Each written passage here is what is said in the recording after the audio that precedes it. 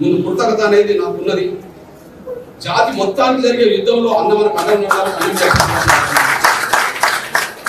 ఈ కృతజ్ఞత లక్షణాలు కేసీఆర్కు లేవు. ఈ కృతజ్ఞత లక్షణాలు కేసీఆర్కు లేవు. ఎందుకంటే ఎవరన్నా కొంత మేలు చేస్తే వాళ్ళు మేలు మర్చిపోతున్నారు. మర్చిపోని వ్యక్తులుగా మనం ఉన్నాం. మన జాతి కూడా ఉన్నది. కానీ కేసీఆర్ మర్చిపోయాడు, మనల్ని దెబ్బతీసే ప్రయత్నం చేశాడు. ఒక సాక్ష్యం చెప్తున్నా, మీ అందరికి చెప్తున్నా నేను. మనకు ఆయన ప్రధాన శత్రువుగా తెలంగాణ ప్రభుత్వం ఉన్నప్పుడు మనల్ని ఇబ్బంది పెట్టేశాడు. ఇదిగో కేసీఆర్ గారు ముందు ఆమరణ దీక్ష చేస్తున్న రోజుల్లో, కేసీఆర్ గారు ముందు 2009లో నవంబర్ 9న ఆమరణ దీక్ష చేస్తున్న రోజుల్లో అందరికంటే ముందు మనమే మద్దతు ఇచ్చాము. అందరూ పాల్గొంటాము. కేసీఆర్ గారిని కరీంనగర్లోనే అరెస్ట్ చేసి ఖమ్మం జైలుకు పడేశారు, తీసుకెళ్లారు. ఆ సమయంలో సిద్దిపేటలో ఉండబడే హరీష్ రావుని తీసుకెళ్లి కూడా అరెస్ట్ చేసి పడేశారు. రంగదాంపల్లి శిబిరం నుంచి నేను ప్రకటన చేశాను. అదే సమయంలో 10 రోజుల పాటు ఉద్యోగం నడిపిన సమయంలో డిసెంబర్ 9 రాత్రి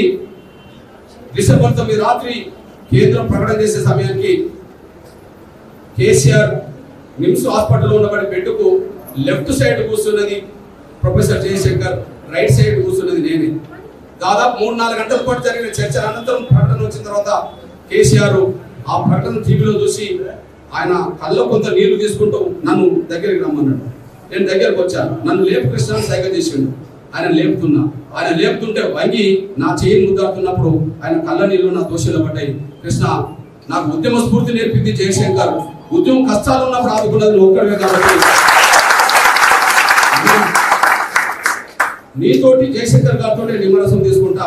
కింద మన ఉద్యోగస్తులు కానీ ఎవరైనా కార్యకర్తలు కింద పిలుచుకోమని చెప్తే అప్పుడు కొంతమందిని పిలుచుకుంటే వాళ్ళు మేమిద్దరం కలిసి కేసీఆర్కు నిమ్మరసం ఇచ్చి దీక్ష విరమించాం. ఇది ప్రధాన సాక్ష్యం అనేసి కూడా మీరు మర్చిపోతాను సార్ అనుకుంటున్నాను. అంతేకాదు, మీరు ప్రొఫెసర్ కోదండరామ్ పేరు విన్నారు. ప్రొఫెసర్ కోదండరామ్ పేరు అంతకుముందు చాలా మంది మేధావులు తెలుసు, కానీ సామాన్యులందరూ తెలియదు. కేవలం పొలిటికల్ చేసి చైర్మన్ అయిన తర్వాతనే ఆయన అందరికి తెలిసిన విషయం మనందరూ తెలుసు. పొలిటికల్ చేసి డిసెంబర్ 24 ఏర్పడింది. పొలిటికల్ చేసి ఏర్పడ్డ రోజు మీ అన్నగా చెప్తున్నా నేను, టీఆర్ఎస్ ఎంఆర్పిఎస్ మన కీలకమైన పాత్ర పోషించింది. ఎగ్జాంపుల్, పొలిటికల్ చేసి ఏర్పడ్డ రోజు 1000 మంది ఇట్లా ముందు కూర్చున్నారు. ఇట్లా ముందు వరుసలో 10 మంది ఉన్నాం, వెనక 2-3 వరుసలు ఉన్నాయి. అప్పుడు ఏం జరిగిందంటే సభాధ్యక్షుడు కోదండరామ్ ఇట్లా ఉంటాడు నా స్థానంలో.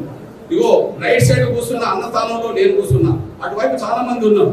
లెఫ్ట్ సైడ్ కూర్చున్న అక్క స్థానంలో కేసీఆర్ కూర్చున్నాడు. ఇటువైపు చాలా మంది ఉన్నారు.